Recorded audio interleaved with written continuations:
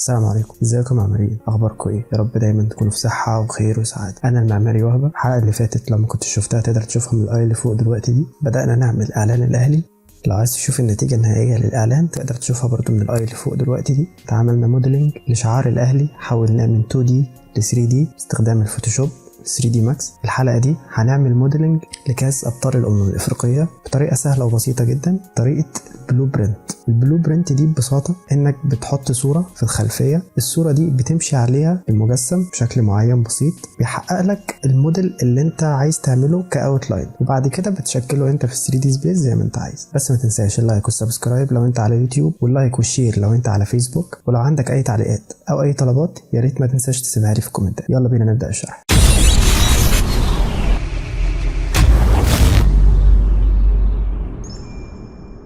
زي ما شفت الحلقة اللي فاتت حولنا شعار النادي الأهلي من 2D صورة ل 3D باستخدام الفوتوشوب وال 3D ماكس، وتعلمنا ازاي برضو ان احنا نعملهم جروب مع بعض من هنا. فاحنا دلوقتي عملنا لهم جروب، ممكن نخفي الجروب ده علشان نبدأ شغل تاني. هنطلع بس هنا في الريفرنس ده جنب، نضغط زوم علشان يبقى الشكل كامل معانا في الفيو بورد. هنيجي جنب الشكل ده ان احنا نعمل بلان بمقاس تقريبي للكاس. لو قلنا مثلا ان الكاس ارتفاعه 50 سنتي في عرض 30 سنتي، تمام، وفي التوب هنجيبه هنا جنب الشكل ده. كل اللي هنحتاجه بعد كده ان احنا هنخفي ده هايت سيلكتد، نعمل عليه سيلكت ونعمل هايت سيلكتد، وهنجيب صوره للكاس نحطها على البلان ده اكنها ماتيريال بالظبط. دي الصوره، صوره عاديه خالص، صوره جي بي جي عاديه خالص بكل بساطه، وما تعقدش نفسك. هنسحبها وندخل على الماكس ننزلها على البلان خلاص. بس علشان نعدل مكانها على البلان هنعمل موديفاير اسمه UW، هنعمله بوكس وهنلغي الريل بس هو كده بقى موجود في مكانه. ده الكاس، بس هو كده 2D. عايزين بقى نعمل عليه موديلنج ل 3D، يعني هو كده ريفرنس، هنشتغل عليه بقى 3D. هنيجي هنا في الجنب هنضغط F4 و F3 علشان نظهر الشكل ده. يعني لو ضغطنا كده F4 تاني هيتلغي الواير فريم، كده يرجع الواير فريم، كده يتلغي، يبقى واير فريم بس من غير صورة. F3 وكده يرجع تاني. عايزين نحلل شكل الكاس. الكاس عبارة عن ايه؟ عبارة عن قاعدة مكتوب عليها كاف تشامبيونز ليج، وجوه النقش بتاعها باللون الأحمر، والقاعدة نفسها ذهبي بس عاكس، وفوقيها قاعدة تانية فيها حلقة هنا دي برضو بالكروم العاكس، وفي هنا خريطة افريقيا تمام بس باللون الذهبي. وبعد كده بيطلع بالشيب ده، وفوقيه الكورة دي ذهبية وعليها شعار الكاف، وفيها اجزاء هنا خشنة مش كلها ناعمة زي كده. هنبدأها واحدة واحدة، وهنبدأ الكاس من تحت من قاعدته. هنجيب اللاين ونمشي مع الكاس بالراحة خالص، خليك معايا واحدة واحدة عشان ما تروحش. تمام، هنعتبر ان هنا في سيكشن للكاس، يعني ان انا خدت الكاس ده وقطعت فيه بالنص. هنرسم السيكشن ده كده، هنضغط شيفت علشان يبقى الخط افقي، نعلق على شيفت اهو، نفك بقى الشيفت علشان الخط يبقى حر معانا. نضغط هنا برضو شيفت علشان الخط يبقى عمودي. في هنا دايرتين، الدايرتين دول هنعملهم ازاي؟ واحدة كده نقط بس، بعد كده نسحب على الافق. طبعا اي اوردر عايز اطلع منه بضغط كليك يمين، هنجيب الفيرتكس دي ونقلب دول سمول، ودي لو عايزها تبقى راوندد شويه يبقى هنضغط هنا فيلت بس. هنعمله ليث وهنمسك الاكسيس نسحبها شمال شويه كده. انا عملت القاعده، فاضل دي تمام اللي هي القاعده التانيه اللي فوقيها بالحلقه بتاعتها، هنعملهم مع بعض. نضغط هنا بنفس الطريقه بالظبط،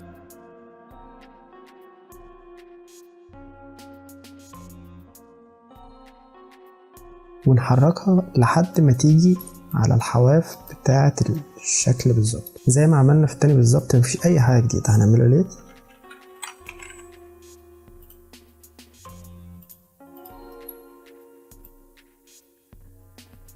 لو ضغطنا هنا F4 هنلاقي السيجمنت بتاعت الدائري قليلة شوية، فده ممكن يديني شكل مكسر. بس طالما هديله ماتيريال كروم يبقى لازم يكون دائري بالكامل. هنزود هنا السيجمنتس دي هخليها مثلا 30، وهزود برضو هنا السيجمنتس دي هخليها 20 مثلا. القاعدة دي ناقصها حاجة، لو طلعتها فوق دلوقتي هنا في هنا تفريزتين يمين وتفريزتين شمال بارزين لبره، واخدين بينهم خريطة افريقيا. هنعملهم ازاي؟ رجع دي مكانها. ممكن نقول ان دول مثلا التفريزتين دول، ودول التفريزتين التانيين، بس عشان يتظبطوا اكتر ممكن نخليهم مثلا 22 او 20 عشان حجمهم يظهر بس. تمام. هنعمل اديتابل بولي وهمسك الفيسز دول. طبعا انا هنا هعلم على بوليجون. في اختصار ممكن احدد بيه البوليجونز دول كلهم. تمام. هضغط على اول واحده، واضغط شيفت واضغط على اللي تحتيها، جاب لي الصف كله. بس انا مش عايز اللي فوق دول، هضغط الت واطلعهم من السيلكت كده، كنترول عشان اجيب اول واحده دي. ده كده اول صف. انسات ممكن مثلا خلي سنتي كتير برضه ملي. تمام. وهو ملي كده تمام. هسيبه دلوقتي واجيب برضه اللي جنبه. تمام. اعمل له برضه انسات بنفس القيمة عادي. بعد كده احدد دول.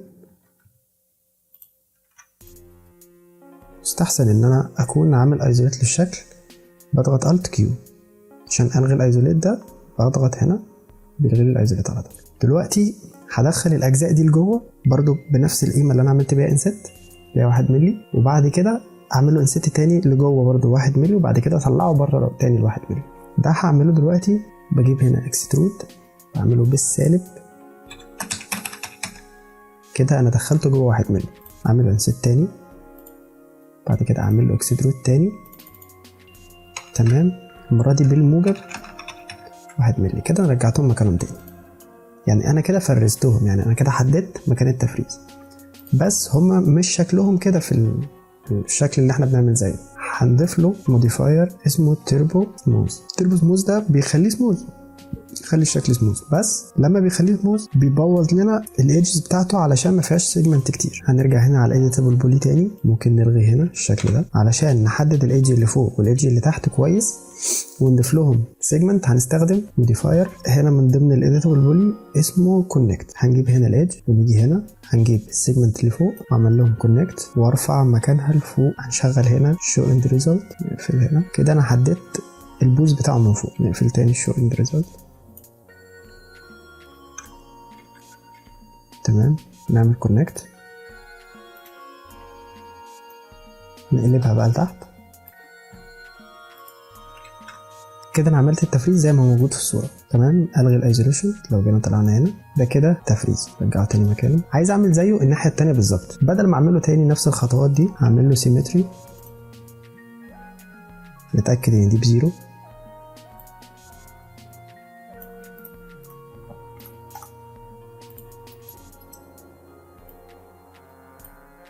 بس كده بقى عندي بالظبط اليمين زي الشمال. فاضل الدراع ده والكوره. متنساش اللايك والسبسكرايب. هنعمل الشكل ده ازاي؟ ببساطه جدا هنجيب البلان ده بسيط جدا اهو. هنشغل له بس F4 علشان نقلل السيجمنتس بتاعته، نعمل له اديتابل بولي كده. احنا بنتحكم في السيجمنتس دي زي ما احنا عايزين. تمام.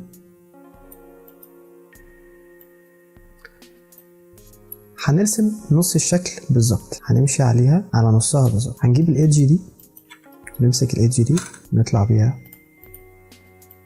دي يمين كده، كمل تاني بالايدج. بس هنشتغل على الكيرف اللي بره.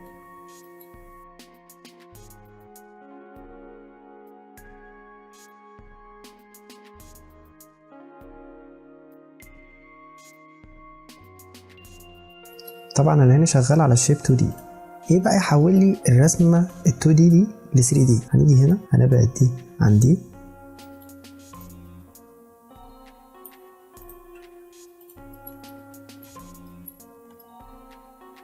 كده، دي بقت بعيده عن الرسمه اللي وراها.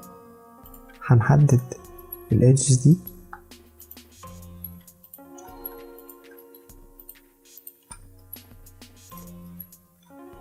وادخلها لجوه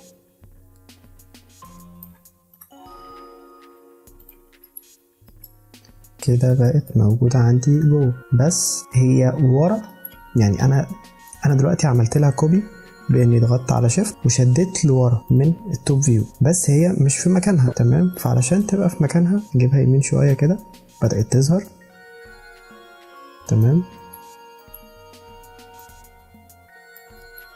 كده السيجمنتس بتاعتها ظهرت. نجيب بقى الفيرتكس دي كده ننزلهم تحت.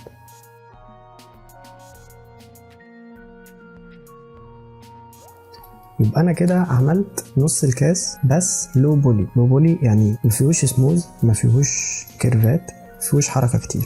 برضو هنجيب كده حد السيجمنتس دي نرجعها لورا بالشيفت،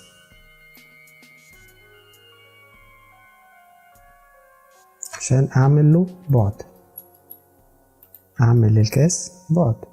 كده الدراع تقريبا خلص. نعمل لده بس لوب،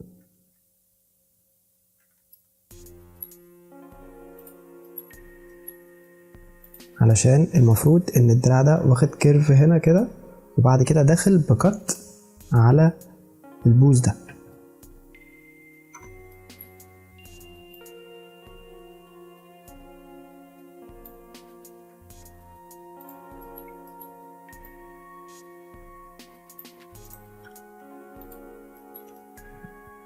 يبقى كده عملنا تجسيم لأول دراع. ببساطة هنعمل تيربو سموث. تيربو سموث هيحول الشكل ده زي ما انتم شايفين، هحوله لشكل ناعم، بس في الشكل الاصلي اللي عندي في هنا خط. الخط ده هنعمله بان انا هزود سيجمنتس. هدخل هنا في الاديتابل بولي، ارجع للاديتابل بولي تاني، والغي هنا الاند ريزلت، وامسك هنا الايدج دي. تمام، حدد الايدجز دي، شغل F4، هعمل لها تشامفر. التشامفر دي هتزود فيها سيجمنتس.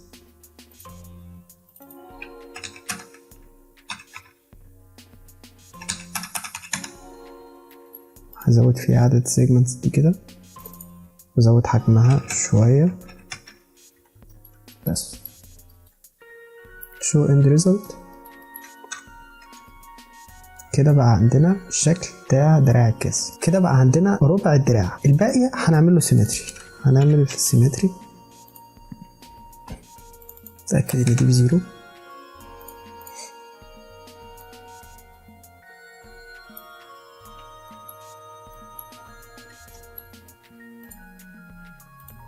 تمام، الجزء ده مش داخل مش عايز يدخل في السيمتري علشان هو بعيد عن السكشن بتاع السيمتري. هنمسك هنا كده، نلغي ده، هنمسك البوزتين دول،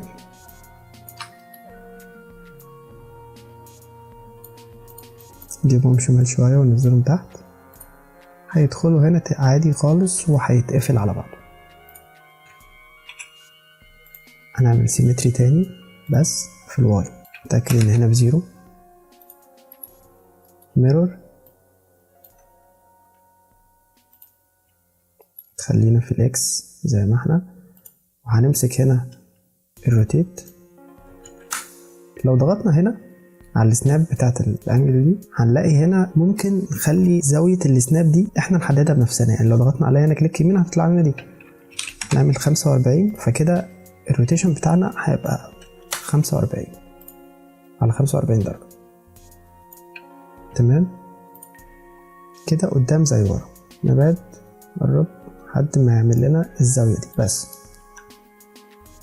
كده الجزء التاني بتاع الكاس خلص. عايز اخليه من فوق ارفع من تحت، في موديفاير اسمه FFD، ممكن نعمله 3. تمام، كنترول بوينتس، نحدد اللي فوق، نعمل لهم سكيل على بعض، فكده الشكل بيرفع. يعني لو جبنا كده من الجنب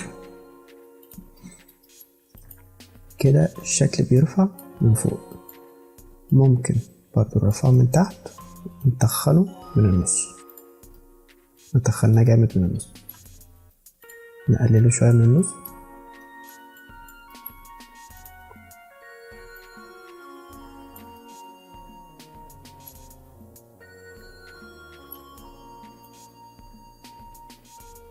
كده تمام جدا. وطالما الشكل اللي وراه مش باين منه، يبقى احنا كده شغالين البلو برنت بتاعنا صح. هنيجي على الكوره، في هنا في كرييت، تمام، قائمه كرييت الجيومتري، هنيجي هنا هنجيب تاني واحده اكستندد، نجيب هيدرا، هنختار دي ونعمل شكل على مقاس الكوره بالظبط.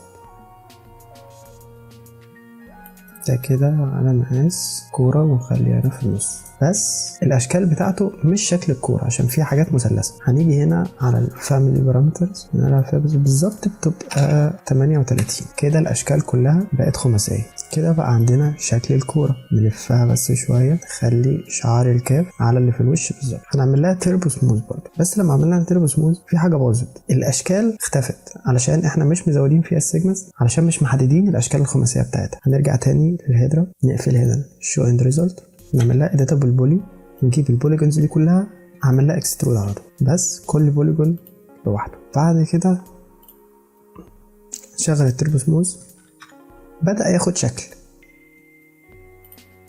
هنيجي هنا في الإيدجز دي، نحدد الإيدجز كلها. لو جبت كده الإيدجز كلها اتحددت معايا. هنيجي هنا في الإيدج بروبرتيز، في هنا كريز خليها 1/10. شغل هنا بس شو اند ريزلت، لمس كده بقى معانا شكل الكورة. تمام. هنعمل ازاي شكل الخشن اللي على الفيس ده، الفيس ده مثلا، الفيس ده. هنيجي هنا بعد ما نعمل تربو سموث، ممكن نزود تربو سموث شويه. تمام. بعد ما نعمل التربو سموث هنعمل هنا اديتابل بولي تاني فوق التربو سموث، وهنحدد البوليجونز دي، وكده حدد لي كل البوليجونز دي. تمام. هنختار بس واحده من هنا، مثلا في شكل تاني، مثلا واحده عايز اعملها هنا، عايز اعملها هنا مثلا، هنا واحده فوق. هنعمل لها جرو عشان احدد اللي حواليها. جرو. تمام كده بالتقريب يعني. بعد ما احددهم هعمل لهم ديتاتش. كده انا فصلتهم عن بقيه الشكل، يعني لو عملت كده ده كده بقى لوحده وده بقى لوحده. تمام. اخد الاشكال اللي انا فصلتها دي اعمل لها ايزوليت، الت كيو، كده ظهرت لوحدها. عايز بقى اخلي الشكل ده خشن، هعمل له موديفاير اسمه نويز. هخلي هنا السكيل 1/10. السيت دي عادي يعني، السيت دي بتغير لك بس في شكل النويز. تمام. نصغرها تاني، هنخليها 1 ملي علشان الرفنس تزيد، وخليها في الاكس برضو 1 ملي. احنا بنلعب في الموديفايرز دي لحد ما تظبط. علشان نزود الخشونة اللي هنا احنا ممكن قبل النويز نزود تيربو سموث عشان نزود السيجمنتس اللي هنا. نرجع تاني على التيربو سموث، ممكن نزود سيجمنتس اكتر. بس كده بقت خشنة جدا. اول ما اضيف عليها الماتيريال بتاعت الدهب هتلمع وهتدينا شكل جميل جدا. همسكهم هما الاتنين مع بعض، اعمل لهم جروب عشان هما كورة واحدة، واعمل لهم سيمتري عشان اعمل ظهر الكاس. هنا اتاكد ان اجيب 0، وامسك هنا السيمتري، هنا السناب. فاضل هنا الخريطة بتاعت افريقيا، فاضل الكتابة اللي موجودة هنا. هنخفي الباقي مش محتاجينه دلوقتي، عايزين هنا بس المكان ده عشان نحط فيه الخريطة. الخريطة هنعملها زي ما عملنا الشكل اللي فات بالظبط. نجيب فوتوشوب،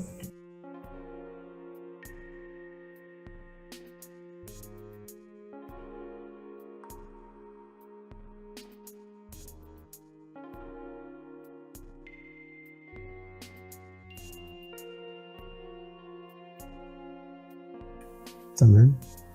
هعمل له هنا سكيل 50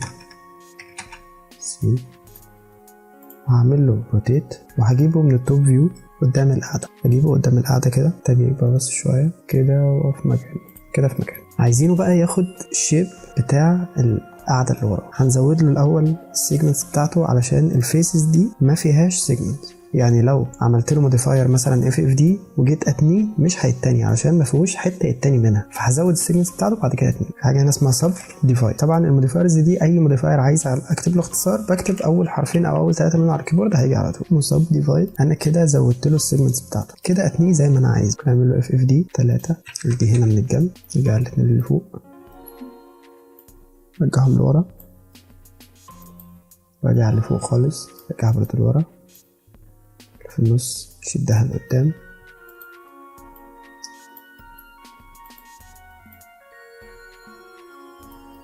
يعني بفضل اظبط لحد ما تتظبط معايا.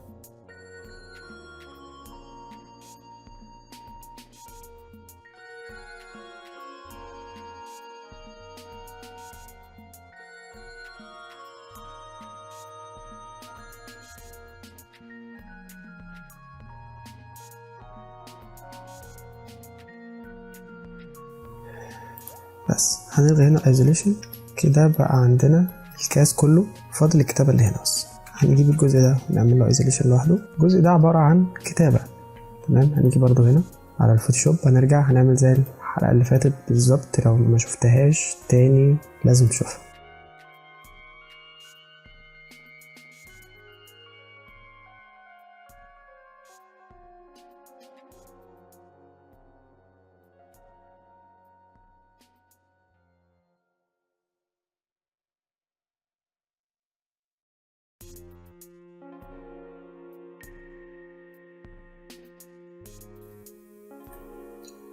كبره شوية، اكسترود،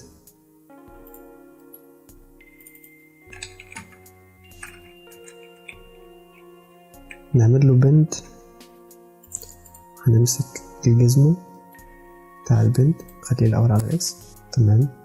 نعمل له بند على المقاس بالظبط، نطلع من الجزمة، نرجع هنا. هنيجي هنا في حاجة اسمها compound objects boolean subtract، هنعمل هنا add، تمام. نحدد جزء الشكل كده، هو قطع الشكل من هنا، تمام. بكل بساطة هنعمل editable boolean. هنمسك المرة دي البوردرز دي كلها اللي جوه دي كلها، بيجيب لي الشكل المقطوع. هنعمل هنا normal extrude، هنعمل له extrude بالسالب لجوه، سالب 5 سنتي.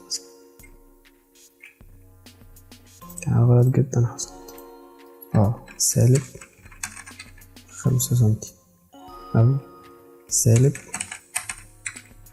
2 سنتي، تمام. وهعمل له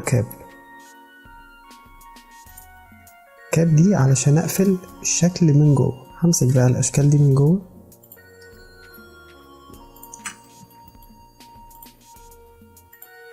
كنترول، هديهم هنا ماتيريال اي دي، set material ID. ممكن مثلا اسمي ده 1 علشان وانا بعمل لهم ماتيريالز بعد كده ما يتعبونيش. يعني لما اجي اعمل لهم سيلكت بعد كده، اجي اضغط مثلا رقم 1 واعمل له سيلكت، واعمل له سيلكت ID، فيروح جايب لي الاشكال دول اكنهم جروب لوحدهم مع بعض. علشان طبعا اللي جوه ده هيبقى احمر غامق، واللي بره ده هيبقى ذهبي، واللي بره ده هيبقى ذهبي لامع، تمام. اخلي ده 1 واعمل هنا هايد سيلكتد، واجيب الباقي ده كله اديله ID 2، تمام. انا هايد اول، يبقى انا هنا لو جبت هنا على البوليجونز، تمام، وضغطت هنا 1 سيلكت ID هيجيب لي اللي جوه، ضغطت هنا 2 سيلكت ID هيجيب لي اللي جوه واللي بره، ضغطت هنا 2 بس من غير ما اكون محدد الاولانيه الاول، سيلكت ID هيحدد اللي بره بس، عشان انا بحط لهم ماتيريال بالشكل ده جنب ده عشان نقارنهم ببعض.